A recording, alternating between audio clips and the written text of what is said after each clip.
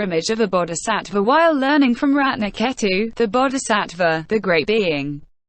Moreover, Subhuti, those bodhisattvas, great beings who course in perfect wisdom, and who resolutely believe in the fact of the non-genesis of all dharmas, although they have not acquired the patient acceptance of dharmas which fail to be produced.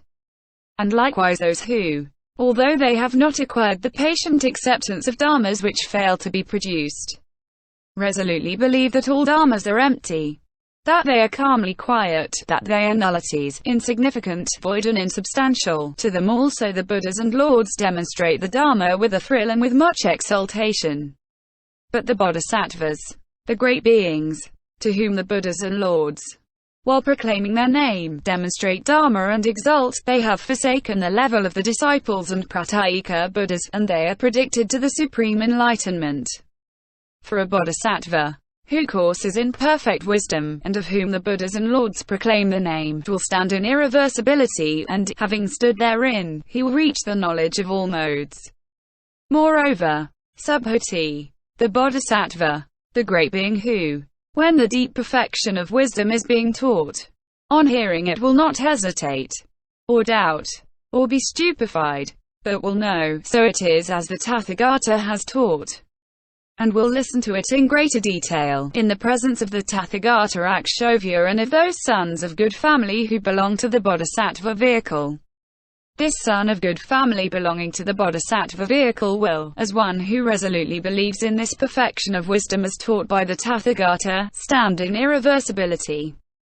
For even merely to hear of the perfection of wisdom achieves much for the bodhisattvas, the great beings.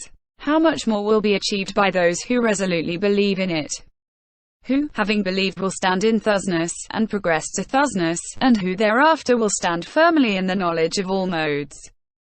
Subhuti. If again, O Lord, when he has stood in thusness and progressed to it, no Dharma has been apprehended, how will he stand firmly in the knowledge of all modes? Since as distinct from suchness no separate Dharma can be apprehended. Who then will stand in suchness, or who will, having stood in suchness, fully know the supreme enlightenment and demonstrate Dharma? The suchness, to begin with, cannot be apprehended, how much more so he who, having stood in suchness, knows full enlightenment and demonstrates Dharma?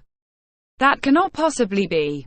The Lord. So it is, Subhuti, so it is just as you say. And why? Whether Tathagatas are produced, or whether Tathagatas are not produced, there stands firmly established this suchness of dharmas, their non-falseness, unaltered suchness dharmahood. There stands just this dharma element of dharmas, the established order of dharma, the fixed sequence of dharma, the reality limit. In this suchness no one will stand, nor will anyone, having stood in suchness, know full enlightenment or demonstrate dharma. And why? For therein in this suchness no production is apprehended, no passing away, no alteration of what is established, and in such a dharma no one can stand, nor can he, having stood in it, know full enlightenment, and much less can he demonstrate dharma. That cannot possibly be. Sacra. Deep, O Lord, is this perfection of wisdom, is of what is harder the bodhisattvas, who want to know full enlightenment. And why? For no Dharma, O Lord, can be apprehended, nor can anyone stand in suchness, or know full enlightenment, or demonstrate Dharma. And yet that does not cow them, nor do they hesitate, nor are they stupefied. The first discrimination of the object referring to the alternative of the whole of worldly activity. The discrimination in its own being. Subhuti. How can an illusory thought know full enlightenment? The Lord. What do you think, Subhuti? Can you review as a separate reality that illusory thought? Subhuti. No indeed, O Lord. I can review neither illusion nor a thought which is like illusion. The Lord. What do you think, Subhuti? Can that thought, wherein you can review neither illusion nor an illusory thought, know full enlightenment? Subhuti. No indeed, O Lord. The Lord. What do you think, Subhuti? Can you, then, review that Dharma, which will know full enlightenment as something other than an illusion or an illusory thought? Subhuti. No, I cannot, O Lord. Since I cannot see any Dharma outside this world of illusoriness, to which Dharma can I point, and say, it is or it is not? To a Dharma which is absolutely isolated, no isness or not isness can be attributed. A Dharma cannot know full enlightenment if it is absolutely isolated, or if it does not exist. And why? Because all the Dharmas which could defile or purify do not exist. And why? Because all the Dharmas which could defile or purify do not exist. And why? Because the perfection of wisdom, as well as the other 5 perfections, as well as enlightenment, they are all absolutely isolated. And a Dharma which is absolutely isolated, that should not be developed nor undeveloped. Nor does this perfection of wisdom, because it is absolutely isolated, bring about any Dharma. The perfection of wisdom is absolutely isolated, how then can a bodhisattva, by resorting to it, know full enlightenment? Even full enlightenment is absolutely isolated, how then can the isolated understand the isolated? The Lord. Well said, Subhuti, well said. So it is, Subhuti, so it is.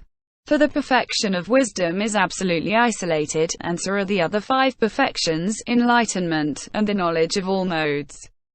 And insofar as the perfection of wisdom, to the knowledge of all modes, are absolutely isolated, insofar is in absolutely isolated supreme enlightenment fully known. If the perfection of wisdom, to the knowledge of all modes, are absolutely isolated, the full enlightenment cannot be known by resorting to the perfection of wisdom. For the isolated cannot fully know the isolated. And yet the supreme enlightenment is fully known, but not without resorting to the perfection of wisdom. Subhuti. In a deep object courses the bodhisattva, the great beings, O Lord. The Lord.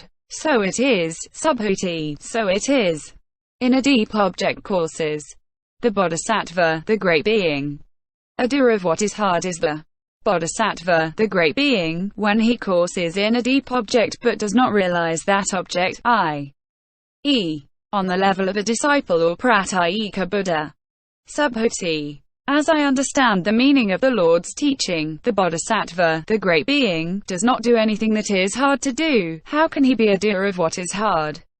And why? Because that object 15 cannot be apprehended which could be realized, nor that perfection of wisdom through which he would realize, nor that Dharma which would realize. When all Dharmas cannot be apprehended, what is the object he will realize? What is the Dharma he will realize, so that he can know full enlightenment? This is the bodhisattva's coursing in the baseless through which he loses his blindness for all Dharmas. If, when this is being taught, a bodhisattva does not despond, or become cowed, or afraid, then, thus coursing, a bodhisattva courses in perfect wisdom.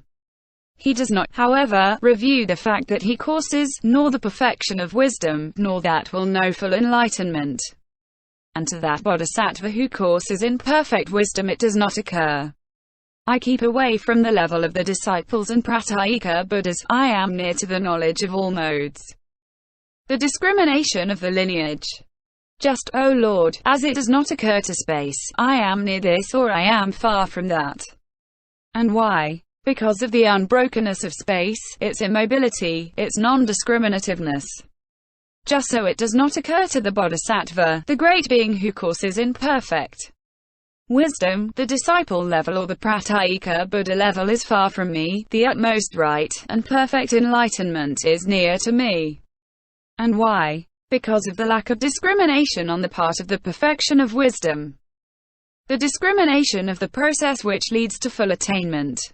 Just as it does not occur to an illusory man, the illusion is far from me, the conjuror is near to me, again this assembled crowd of people, that is far from me or near to me. And why? Because of the lack of discrimination on the part of the illusory man. Just so it does not occur to the bodhisattva, the great being who courses in perfect wisdom, the disciple level or the pratyekabuddha-level is far from me, the utmost right and perfect enlightenment is near to me.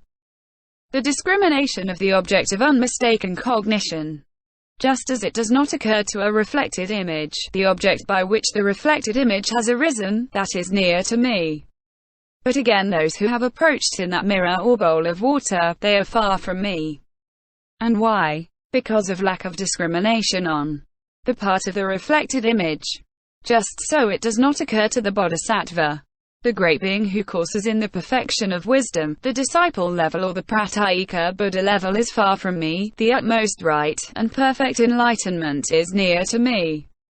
And why? Because of the lack of discrimination on the part of the perfection of wisdom.